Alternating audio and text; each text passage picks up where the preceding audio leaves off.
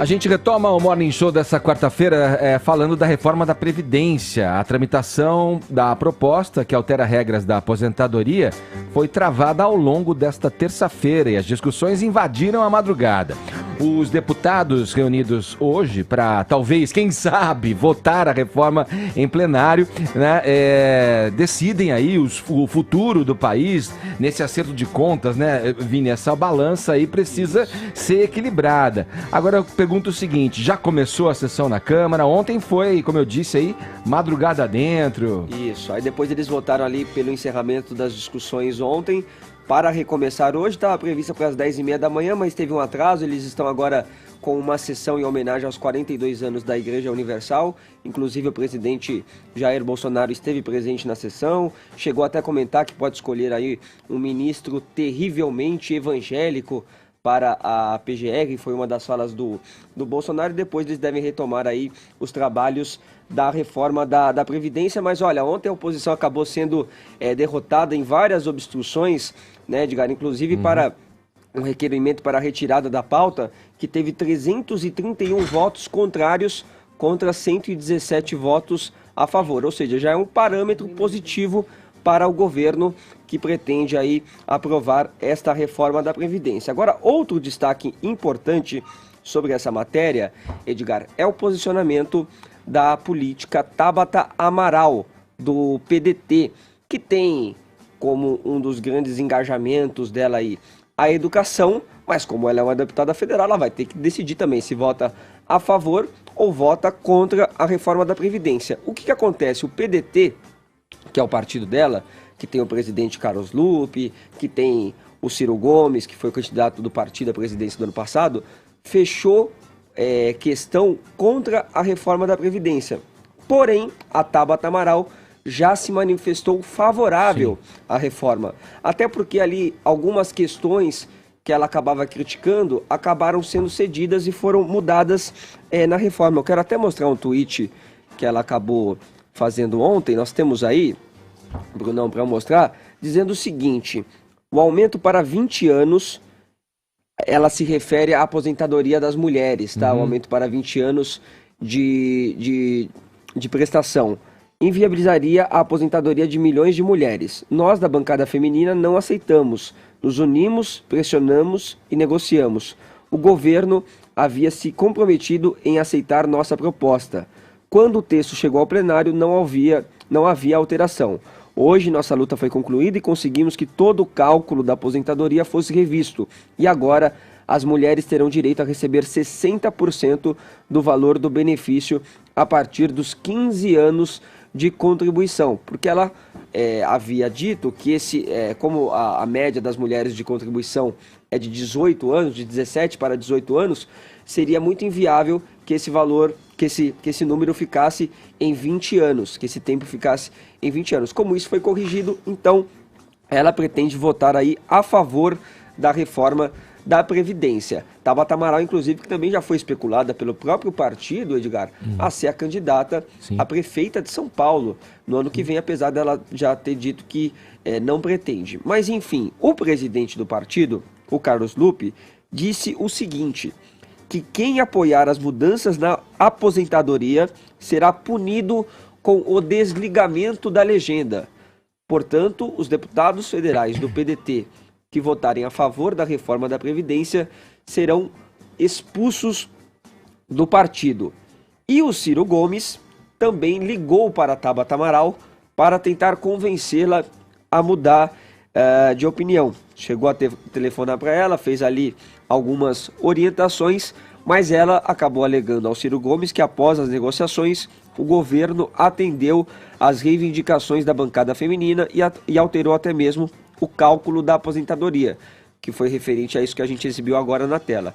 E agora eu vou colocar também o tweet do Ciro Gomes, que ele fez ontem, Edgar, indo na mesma posição do Carlos Lupe, presidente do partido, dizendo o seguinte: a tentativa de compra de votos por dinheiro de emendas ou ofertas mentirosas a estados e municípios ronda neste momento até os partidos de oposição.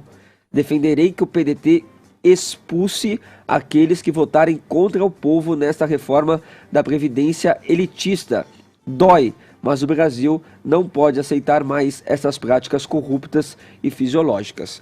Então vamos aguardar, né? Se a Tabata Amaral de fato será punida pelo partido por ir contra uma posição ali da legenda que acabou fechando uma questão, mas na minha visão também ferindo um pouco, né, Edgar, aquela liberdade da individualidade também do parlamentar, né, de poder votar como ele pensa e como ele acha que é o melhor no caso de qualquer matéria, né? Sim, eu concordo, Vini, mas fechar a questão também é uma prerrogativa do partido, Sim. né? O partido decide, toma a decisão e age assim. Eu acho que um tiro no pé aí está sendo meio que inevitável, me parece, né? Se Tabata mantiver aí a visão dela a respeito, né, da reforma da Previdência, como você disse, ela já havia se manifestado favorável. Agora, faz parte do Estado Democrático os partidos de oposição apresentarem suas objeções com relação ao que está sendo feito, propor.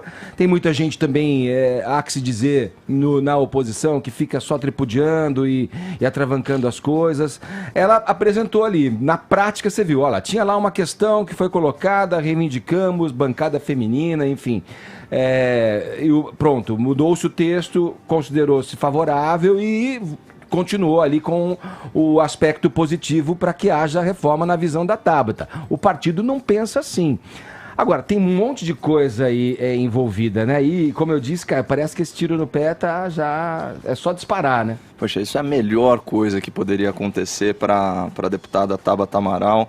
Aliás, parabéns. É bom, de fato. É bom. Parabéns, Tabata, pela oportunidade, né? Super raro, né? A gente poder avançar assim politicamente sem ter o ônus político de tomar a decisão, né? Tomara que decidam por ela expulsá-la do partido, porque ela não tem absolutamente nada a ver com o PDT. Eu, inclusive, já devo ter conquistado para a Tabata uns 30, 40 votos, porque todos os meus amigos... Que cabo eleitoral, hein? Pois é, todos os meus amigos mais inclinados. Centro-esquerda, hein? Não é? Amanhã cai o comunista, cai o esquerdalha. Vendido. Todos os Pão meus de amigos, mortadela. todos os meus amigos e amigas aí com inclinações mais à esquerda, eu direcionava para Tabata. E porque é o seguinte, a transformação na vida dela, pelo que eu acompanhei das entrevistas e tal, ela se deu pela educação, né? Ela teve uma série de oportunidades. Sim. Só que essas oportunidades na educação foram todas financiadas por capital privado. Então é uma menina que ela entende a importância de você ter algumas boas práticas do setor privado aplicadas ao setor público. Da mesma forma, a Tabata, ela viveu, estudou e trabalhou provavelmente em Cambridge, Massachusetts, ou Boston, Massachusetts, lá nos Estados Unidos. Então, ela sai da periferia de São Paulo para uma das cidades americanas mais ricas. Então, ela experienciou, ela testemunhou, ela viu na prática como a liberdade de contratar do modelo americano favorece a prosperidade econômica, né? Então ela sabe que as ideias trabalhistas, essas ideias aí que a gente está falando, que são da primeira metade do século XX, elas emperram aquele que é o maior programa social que existe,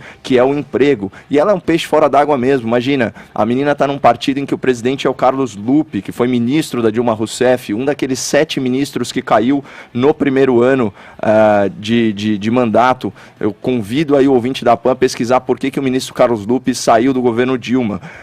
Da mesma forma, a gente viu aqui os tweets do Ciro Gomes, que, independente de ser um cara muito articulado, etc. e tal, ele não tem a temperança que caracteriza o comportamento da Tabata Amaral. Então não tem absolutamente nada a ver com ela. Eu acho que essa é uma menina que pode ter um olhar para o social, que pode, como aliás fica nítido no tweet dela, construir pontes, né? Dialogar, achar aí consensos, esse tipo de coisa, e ela não tem que ficar refém desse velho modo de fazer política.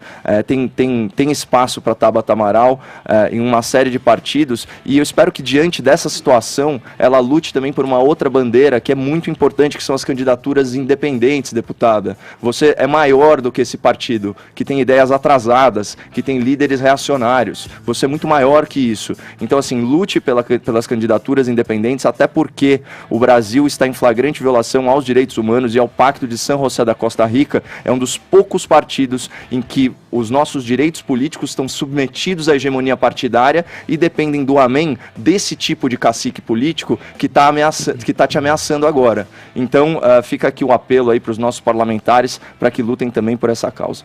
Edgar, rapidamente, ainda falando também sobre a reforma da Previdência, o partido PSOL está acusando o presidente Jair Bolsonaro de compra de votos para aprovar a reforma. Segundo a legenda, o governo autorizou mais de 440 milhões de reais em emendas do que havia sido autorizado pelo Legislativo. O integrante do partido, o deputado Marcelo Freixo, disse ao blog do Sakamoto no UOL o seguinte: isso é completamente ilegal. Estamos entrando com um mandado de segurança no Supremo Tribunal Federal dizendo que Bolsonaro cometeu crime de responsabilidade, ou seja, aquelas famosas pedaladas. E junte-se a isso nessa política, vá lá se é velha política ou não, nessa articulação aí de Bolsonaro, tem ainda essa questão que é uma crítica da oposição, Vini.